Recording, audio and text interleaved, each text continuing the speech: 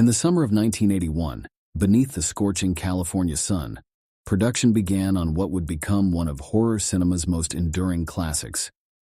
Yet the making of Poltergeist would spawn a legacy far darker than the supernatural tale it sought to tell.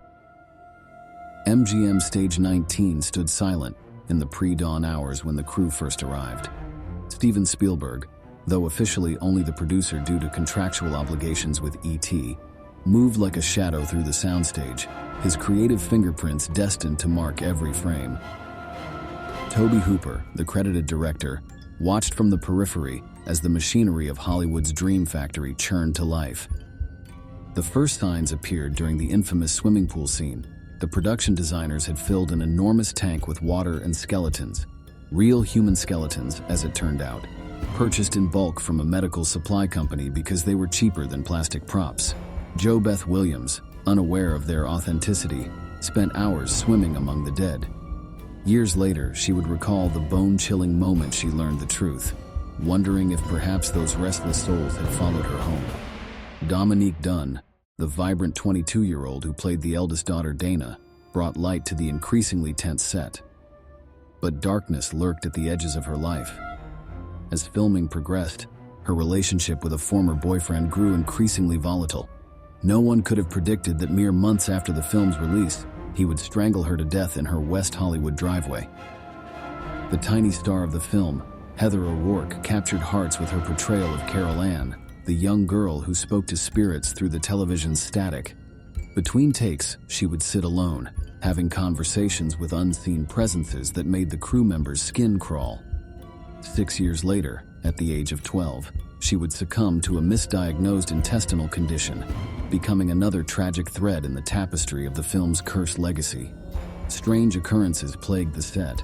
Lights exploded without cause, equipment failed inexplicably, props moved between takes, and crew members reported cold spots that defied the California heat. Some whispered that the use of real skeletons had attracted genuine supernatural entities, turning a fabricated haunting into something far more sinister. During the scene where spirits ravaged the children's bedroom, actor Oliver Robbins, who played Robbie, nearly lost his life when the mechanical clown prop malfunctioned, its arms tightening around his neck instead of following the carefully choreographed sequence. Spielberg himself had to rush in to free the choking child. The clown puppet was later found in a corner of the set, though no one admitted to moving it. The Native American burial ground referenced in the film's plot struck an eerie parallel with reality.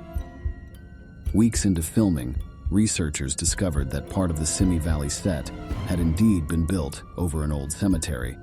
Crew members began reporting dreams of displaced spirits wandering the soundstage after hours, their whispers echoing in the darkness.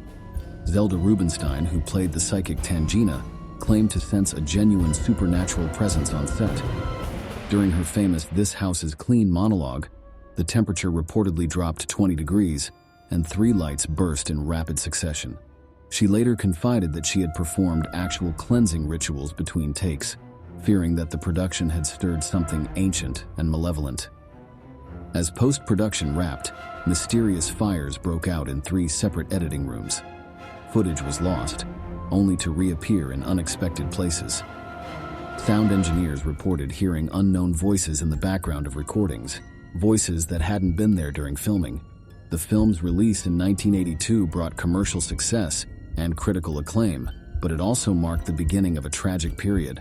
Within 6 years, several key cast members would be dead under various circumstances.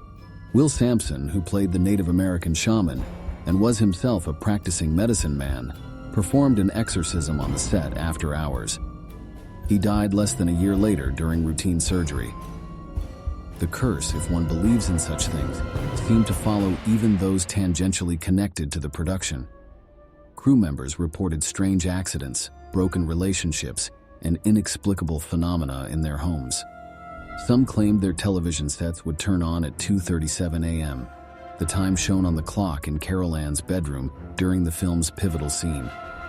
To this day, Stage 19 remains a source of unease for MGM employees. Security guards refuse to patrol it alone at night, and cleaning crews work in pairs, reporting whispers and the sound of children's laughter when the building should be empty. Equipment still malfunctions more frequently there than anywhere else on the lot, and visitors sometimes report seeing a small blonde girl in a white nightgown disappearing around corners or reflected in darkened windows.